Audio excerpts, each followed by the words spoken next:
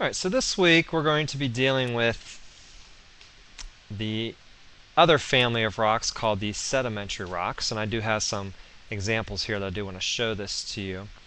So hopefully you've printed out the set of notes at this point. I've enlarged mine so it's a little easier to see on here. Yours though just covers probably one page. Alright, so sedimentary rocks, this is the group that as you look at this whole first definition, there are two blanks in it. Both of the blanks are the same word. Sedimentary rocks form when sediments become pressed or cemented together, or when sediments precipitate out of solution. So they form one of two different ways. Obviously the word sediments is very important, so that's our next definition. Sediments are any loose materials. This blank is mineral grains, rock fragments, or the last blank, this would be any type of organic matter. So in other words, fossils. This is the group that also contains the fossils.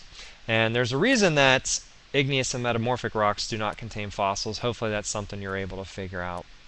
Sediments do form from two processes, weathering and erosion. So A and B are weathering and erosion. So, weathering and erosion can break apart igneous rocks, they can break apart metamorphic rocks, they can break apart other sedimentary rocks as well. Alright, so once you have these tiny broken up bits and pieces of rock that we call sediments, how do they get back into sedimentary rocks? Well, that's actually the answer that goes along with 1 and 2. There are two processes that are part of the rock cycle that do this. The first is compaction. The blank that goes with that is the word pressure. Pressure from layers of rocks cause sediments to stick together. An example I always tell the kids is, think about if you've ever made a human pyramid and you're one of the unfortunate ones that accidentally gets stuck at the bottom. I'm a bigger guy, so I always got stuck at the bottom. I hated it because it stinks being at the bottom, because all the weight and pressure is pushing down on top of you from all the other layers on top. Or if you've ever played any type of athletics, maybe a football game, flag football game, you get tackled, you're the guy at the bottom of the pile, you can really feel it. It hurts being at the bottom from all that weight and pressure.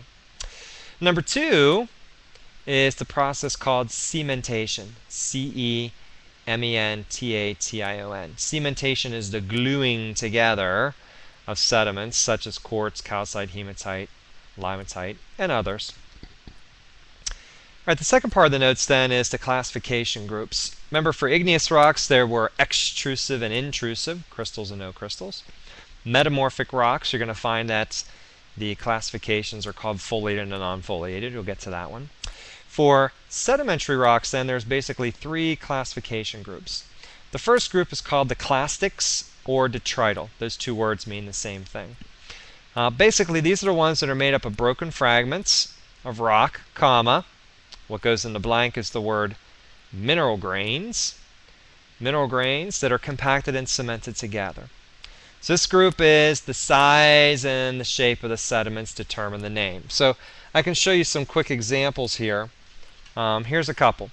This is a conglomerate. Conglomerate is kind of like a sidewalk or asphalt. You can see maybe some very large pebbles or gravel that make up conglomerates. They tend to be rounded because they form in rivers or streams.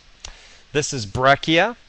Breccia, you can see, is more angular, and the bits and pieces that make up breccia are kind of pointier shaped. That's because they form in a lake environment where no rounding takes place. The particle sizes get smaller then. This is the most common rock in Pennsylvania. This is called sandstone. Now, you obviously can't feel this at home, but to touch, to feel it, it actually has a gritty or a sandy feel to it because it's made up of sand particles. Of course, where do we find sand at? We find sand at the beach. So basically this rock tells us a lot about the ancient environment in Pennsylvania. It tells me that at one time in the past, Pennsylvania had to be the beach. This happened to be about 400 million years ago, where there was an ancient ocean that basically covered the entire middle part of our country. We were right at the edge of that ancient ocean. We were the beach. So all the sand that was made during that time got buried and compacted and cemented together and eventually formed the sandstone. Then about 300 million years ago, the tectonic plates shifted around, started to move.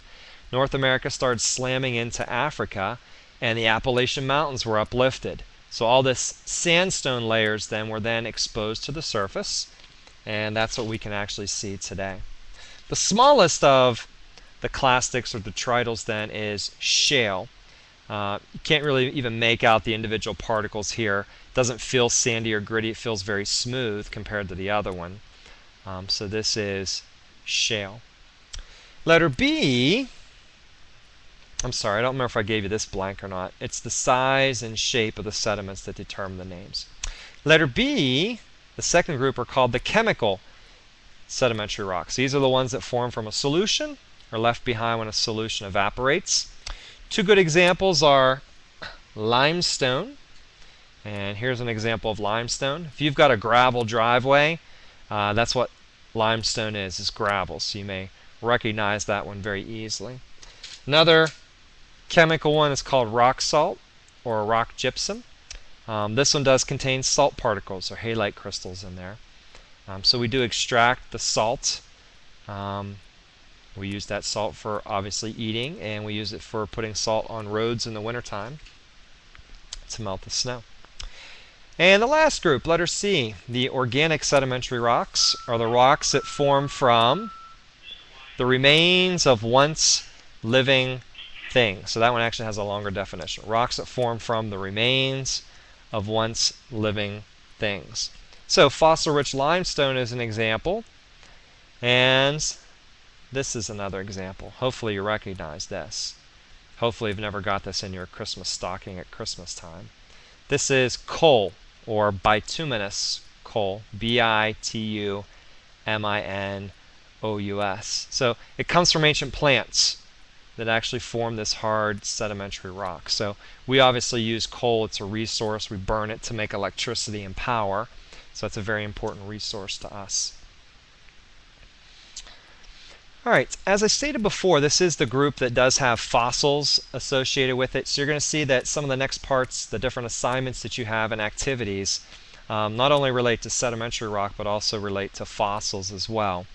So you can now proceed to those different activities and assignments, and that's it for now for sedimentary rocks.